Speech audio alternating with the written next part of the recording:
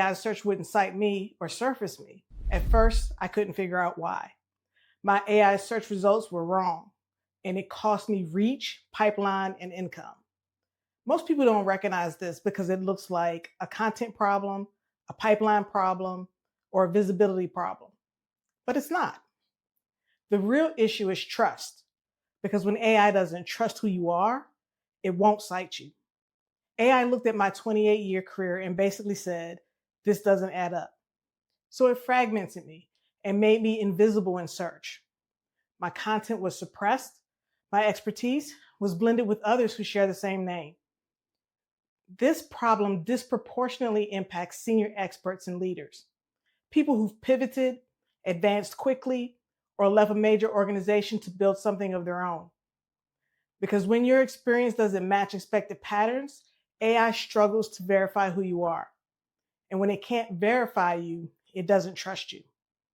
So it may split your authority, misattribute your expertise, and make you invisible in search. So in this video, I'll show you exactly how this happens because it happened to me. And I'll show you the three-phase system I use to fix it. Here's the thing that most people don't understand about this problem. The gap is that AI doesn't know what to do with that expertise. For a long time, the internet worked on keywords, just flat strings of text that machines matched against your search term. Search has evolved to run on something called a knowledge graph. And the easiest way to understand a knowledge graph is to think of it as a map, a living three-dimensional map where every person, company, title, career milestone, they all occupy a specific location on the map. That location is coordinates similar to longitude and latitude. The technical term is vector embedding. Vector embedding knows the coordinates of everything about you on the map. Your roles, companies you've worked for, your credentials, and your expertise.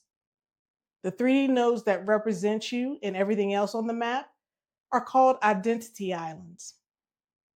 The more confidence AI has in the signals that it sees, your identity islands begin to cluster to form one continuous landmass, or they scatter across open water if the confidence is low. When you have a linear career, it matches the pattern that AI expects to see. But the system isn't sure what to do with nonlinear careers because they look like outliers. Because AI systems are fundamentally risk averse, they don't just take your word for it that their expertise is yours. They trust patterns that they can validate. A nonlinear career doesn't fit the pattern. The gap between any two of your identity islands is measured in semantic distance. Semantic distance is simply the distance between your islands. When the semantic distance between your islands is small, the system can see clearly from one to the other. It confirms they belong to the same person and it pulls them closer together. But when that distance is too great, it's like trying to judge the distance in fog. The system's confidence drops. It can't verify who the island belongs to until the fog actually clears. So it looks for a closer match. If it finds another entity whose coordinates sit closer to that isolated island, it calculates the probability that your island belongs to them instead. It fills in any gaps with assumptions, and that is how fragmentation starts. Now, this is what fragmentation looks like on a map. The system's not seeing one version of you, it's seeing several partial versions. Your experience distributed across multiple entities. Your authority is divided. Your career history reassembled around the wrong person. Now, do you remember that message you used to get on your computer telling you to defrag your hard drive? Your data files were saved in random spots all over the drive. And a defragmentation was required to pull those files back together again. That's exactly what's happening with identity islands. Sometimes they drift far apart, and the system's confidence gets so low that AI just suppresses that signal entirely. And leaving your identity island adrift and at the mercy of whatever current moves through next. So one day your expertise looks like it belongs to you, and another day it looks like it belongs to someone else with the same or similar name. Moving from the left side of this image to the right side, AI sees 5 separate people, but the goal is for AI to see one trusted authority, one person. Let's talk about exactly how this happens. But first, let's talk about what makes this even more challenging. On top of the fragmentation problem, the platforms your clients and prospects use every day, Google, LinkedIn, and YouTube, all have a scoring system that's built directly on top of the knowledge graph. It's called EEAT: experience, expertise, authoritativeness, and trustworthiness. Think of it as a credit score for your professional identity. Just like a financial credit score, you can't see the number, you only see the consequences of it. And it's just like a credit score.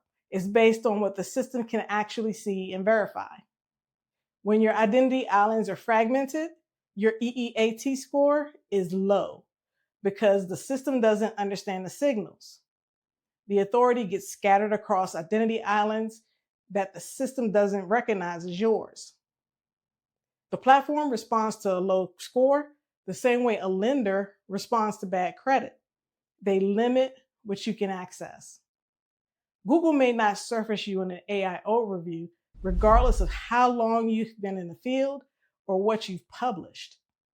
A competitor with less expertise, but a better connected signal, gets the placement instead. Now, LinkedIn throttles the reach of your posts when the topic and your verified career history don't connect within its confidence parameters. Your content reach is limited as a result.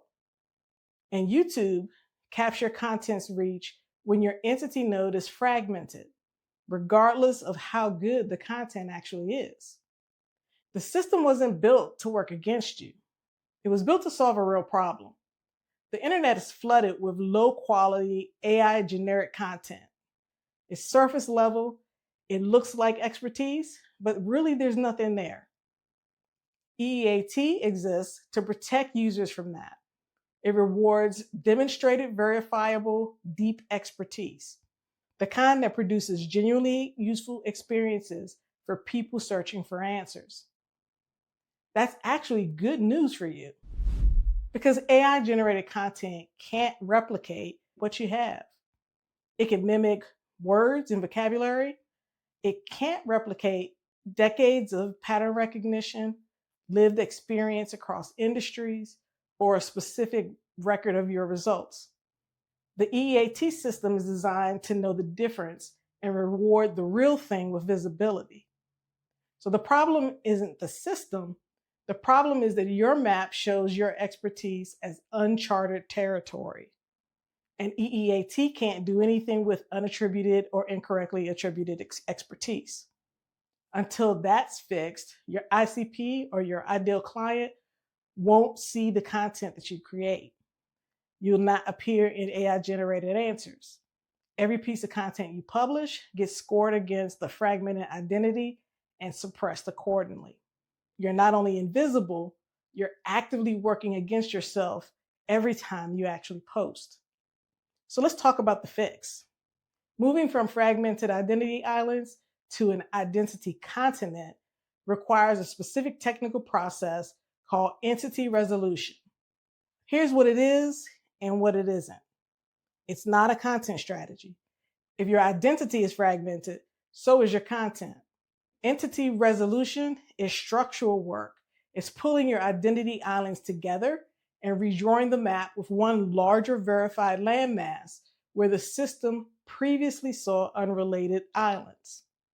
The way you do that is by creating signals that reduce the semantic distance between your islands, moving them close enough together that the system's confidence climbs above the threshold, and then it begins to recognize them as belonging to the same entity, to you. This is done through structured data, content strategically created that forms a bridge that fills in those gaps that AI previously filled in with assumptions. So here's why AI gets you wrong. On one side, you see we have signals, your website, YouTube account, LinkedIn, articles you've written, podcasts. On the other side, you have competing signals from past employers, media references, articles, and third-party data providers. The system reconciles the data, checking its weight, authority, and recency signals. And for most people coming out of high authority roles, the competing signals are winning. Your signals are newer and have lower weight. Other signals, they have a high weight. They contradict each other so that the output that you see in the actual search results is inconsistent. The fix is to engineer your authority so AI reads the right story. Now, for senior professionals and people coming out of high authority organizations, there's an additional layer that you're going to want to know about. I call it anchor drag. When you left your legacy organization, your professional connection to that entity ended, but the digital record didn't. Every press release that named you, every industry article that featured you, every marketing asset your former employer built around your name and your title, that content didn't disappear when you resigned. It's still indexed and read by the knowledge graph as a current authoritative signal about who you are and where you belong on the map. And here's what makes this particularly hard for the most accomplished professionals. Those signals are not sitting on one site that you could just correct it. They're distributed across dozens of high authority domains, publications, industry sites, conference archives, the legacy org's own web presence, sites that you don't have any control over and that you can't change. So in other words, the system trusts what Forbes says about you more than it trusts what you say about yourself. A brand new signal that you publish today on your own domain is competing against that Forbes feature from your SVP days. That signal is a weighting problem. If you were in a high authority role, entity resolution is not a nice to have, it's a must to have. Because those legacy signals are so powerful that they can limit your ability to attract leads online and interfere with your prospects' research. It can be the difference between a high trust deal and a prospect feeling doubt and ghosting you because your online signals were mixed. Legacy signals decay over time as the knowledge graph ingests more recent data. But the more trustworthy and authoritative a domain is, the slower those signals are to decay. This means you have to build enough of the right kind of content so your signals overtake those older legacy signals. The process moves through 3 phases. In the first phase, you establish. You use structured data to build your authority footprint. Think of it as claiming your personal identity island. It's likely still attached to your old employer's landmass. Once it's detached, it becomes a floating island on its own. By giving it a data footprint, you're dropping an anchor and establishing it as the base of your new continent that represents you. In the second phase, you corroborate. Third-party sources begin validating your claims. This is where the system starts to apply more weight to your new signals. And in the third phase, you reach a tipping point. Your new authority signals consistently outweigh the legacy ones. Your identity continent becomes the dominant signal that the system reads when it encounters your name. Now, there are no shortcuts between these phases, but every day you wait, those older systems are compounding their own authority, requiring more effort on your part to overcome those signals later. Each inconsistency pushes your identity islands in the wrong direction. Different titles on different platforms, inconsistent bios. Those inconsistencies lower the confidence score. Now, there are over 500 LinkedIn profiles for people named Tia Williams. How does AI tell us all apart? Without an anchor to a unique ID, it makes probability-based assumptions. And those assumptions can leave you fragmented.